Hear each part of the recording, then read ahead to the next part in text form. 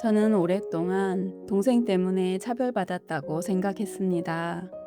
그런데 그 동생이 면접을 보러 가던 길에 지하철에서 쓰러지는 일이 있었습니다. 그 일을 계기로 저는 처음 알게 되었습니다.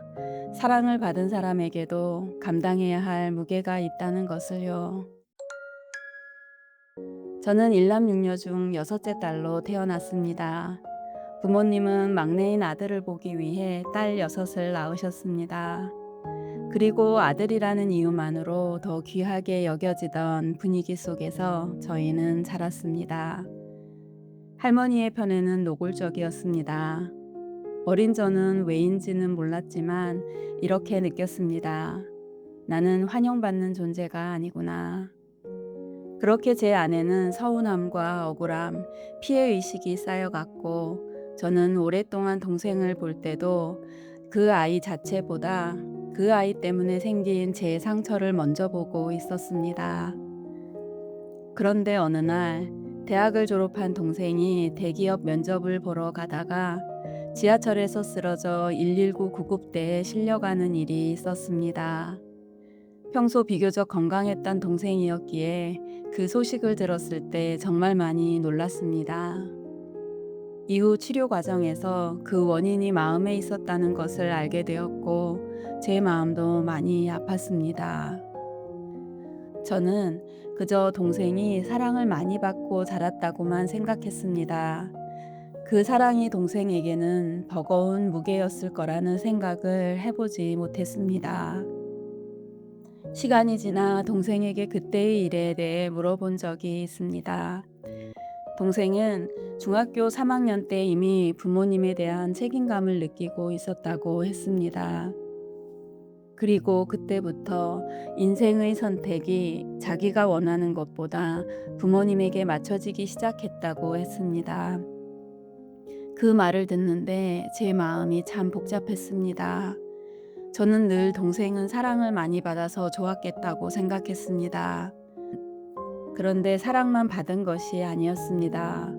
그 사랑은 기대가 되었고, 기대는 부담이 되었고, 부담은 책임이 되었습니다.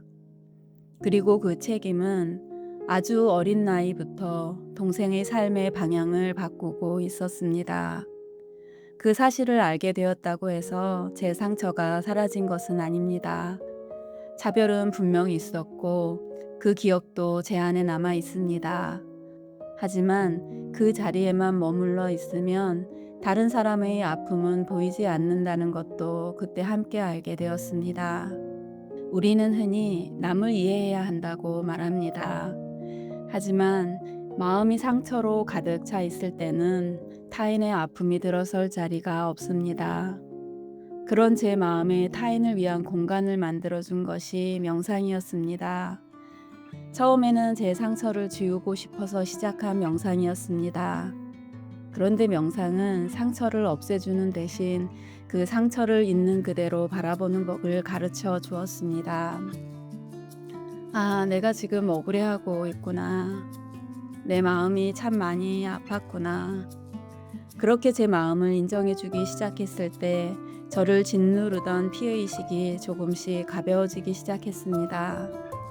저를 사랑하게 되니 제 상처 밖으로 시선이 옮겨지기 시작했습니다. 명상은 제 상처를 지워준 것이 아니라 그 상처에만 갇혀있지 않게 해주었고 그 아픔 너머를 볼 수 있는 눈을 열어주었습니다. 이렇게 저는 저를 사랑하는 법을 배우고 나서야 비로소 타인을 진심으로 이해하는 법도 조금씩 배워갈 수 있었습니다. 혹시 지금 당신도 어떤 상처 하나에 갇혀 누군가를 바라보고 있지는 않나요? 그 상처는 분명 진짜입니다. 하지만 어쩌면 그 반대편에도 우리가 아직 보지 못한 아픔이 있을지 모릅니다. 나를 충분히 사랑해 줄 때 타인을 향한 이해의 문도 조금씩 열리기 시작합니다. 오늘 이 이야기가 누군가의 마음에도 작은 이해의 빛이 되기를 바랍니다. 멈춰도 괜찮은 공간, 빨간 파우치입니다.